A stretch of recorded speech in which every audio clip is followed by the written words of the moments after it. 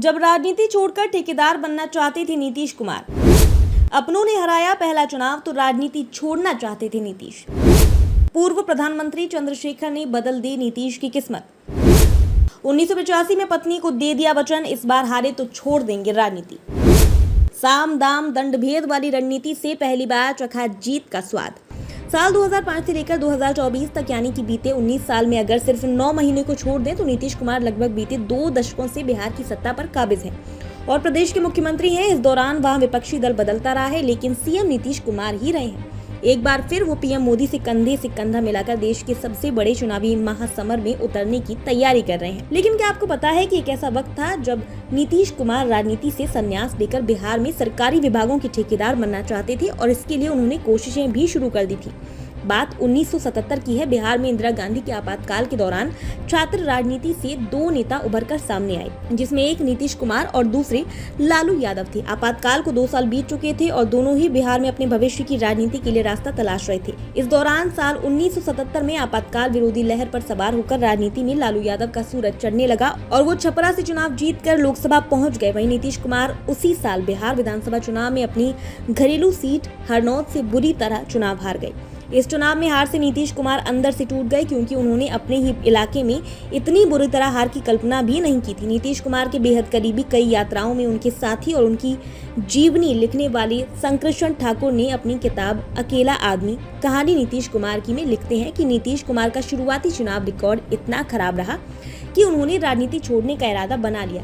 हरनौत की हालत उनकी बर्बादी का कारण बन गई। उनके प्रभावशाली कुर्मी रिश्तेदार ही चुनाव में एकजुट हो गए थे। नीतीश को इस बात से बड़ा धक्का लगा कि उन नाते रिश्तेदारों में उनके अपने ससुराल वाले भी शामिल थे। नीतीश इस हार से उभर नहीं पाए थे और बिहार में जातीय संघर्ष का दौर शुरू हो चुका था। 1977 में पटना से चंद किलोमीटर की दूरी पर बेलची गांव में एक बड़ा नरसंहार हो गया, जिसकी तपिश पटना तक ही नहीं बल्कि दिल्ली तक पहुंच गई।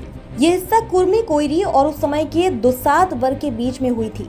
नीतीश कुमार ने उस दौरान हिंसा की वजह से कुर्मियों का प्रतिनिधित्व करने से इनकार कर दिया, जिसका खामियाजा उन्हें साल 1980 के विधानसभा चुनाव में ही भुगतना पड़ा। नीतीश कुमार को फिर से हार का मुंह देखना पड़ा, जबकि इसी चुनाव में लालू यादव ने सोनपुर सीट से जीत हासिल कर ली। नीतीश कुमार को इस चुनाव में उसी भोला प्रसाद सिंह ने पटकनी दी थी, जिसने शादी होने के बाद नीतीश कुमार और उनकी दुल्हन मंजू को अपनी कार में बिठाकर उनके घर बख्तियारपुर छोड़ने गए थे। शंकरचरण ठाकुर अपनी किताब अकेला आदमी कहानी नीतीश कुमार की में लिखते हैं कि 3 सालों में लगातार दूसरी हार से नीतीश कुमार बुरी तरह टूट गए और कुछ ही दिनों बाद उन्होंने राजनीति छोड़ देने का ऐलान कर दिया। कह दिया कि अब बहुत हो गई राजनीति। अकेला आदमी कहानी नीतीश कुमार की में शंकरचरण ठाकुर आगे लिखते हैं कि वह राजनीति छोड़कर सरकारी कामों का ठेकेदार बनना चाहते थे। किताब के मुताबिक नीतीश ने उस वक्त कहा कि कुछ तो करें, ऐसे जीवन कैसे चलेगा। उन्होंने उसके लिए कोशिश भी शुरू कर दी थी। दरअसल नीतीश कुमार की शादी को 7 साल बीत चुके थे और उन्होंने अपनी पत्नी मंजू को कभी एक पैसे नहीं दिए थे। शंकरचरण ठाकुर किताब में लिखते हैं कि हालात ऐसे थे कि उन्हें देखकर लगता नहीं था कि वह जल्दी कमा धमा कर ला सकेंगे। उनके पास करीब 12 बीघे जमीन थी, जिसकी उपज से महज घर चल सकता था। धीरे धीरे मंजू उनकी पत्नी ऐसे पति से उबने लगी जिसे घर आने की फुर्सत नहीं मिलती थी और जब भी आते थे तो खाली हाथ ही आते थे। दूसरी तरफ नीतीश कुमार ठेकेदार बन जाना चाहते थे और अपने समय के साथियों के चुनाव में जीत और अपनी हार से ज्यादा परेशान थे। इसी वजह से उस समय वो चिड़चिड़े हो गए थे और घर से दूरी बनाकर ज्यादा समय अपने दोस्तों के साथ ही गुजारते थे। इसी दौरान उनकी पत्नी मंजू ने बेटे निशांत को जन्म दिया, लेकिन नीतीश कुमार के पास उस वक्त इतने पैसे नहीं थे कि वो अपने बेटे का सही से लालन पालन कर पाते। शंकरचरण ठाकुर अपनी किताब अकेला आदमी कहानी नीतीश कुमार की में लिखते हैं कि इस दौरान 3 साल का समय बीत गया और नीतीश कुमार अपने भविष्य की तलाश करते रहे। सन 1983 में नीतीश कुमार ने मथुरा में उस वक्त के कद्दावर नेता चंद्रशेखर की बहुचर्चित भारत यात्रा की अंतिम चरण में हिस्सा लिया और अपनी बातों से उन्हें बेहद प्रभावित किया।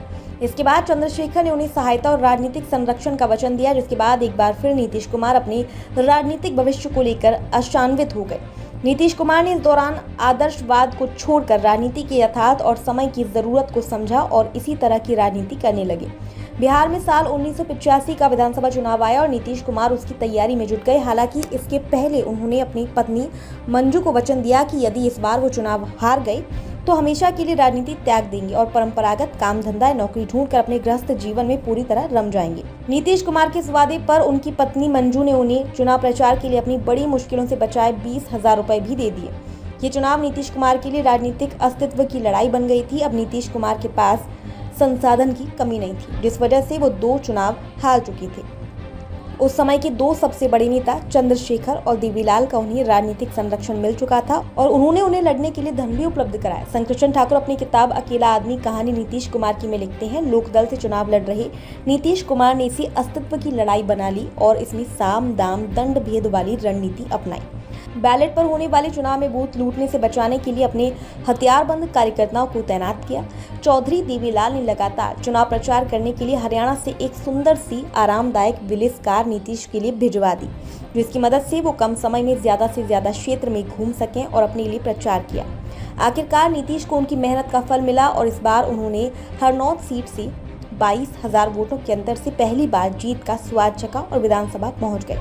शंकरचंद ठाकुर किताब में लिखते हैं कि इसके बाद नीतीश कुमार को कभी चुनाव में जीत के लिए तरसना नहीं पड़ा और ना ही वैवाहिक जीवन की शपथ निभाने के लिए कभी अपनी पत्नी मंजू से कहना पड़ा कि वो राजनीति त्याग देंगे। इसी संघर्ष की वजह से नीतीश कुमार बीते 20 सालों से बिहार की राजनीति के धुरी बने हुए हैं।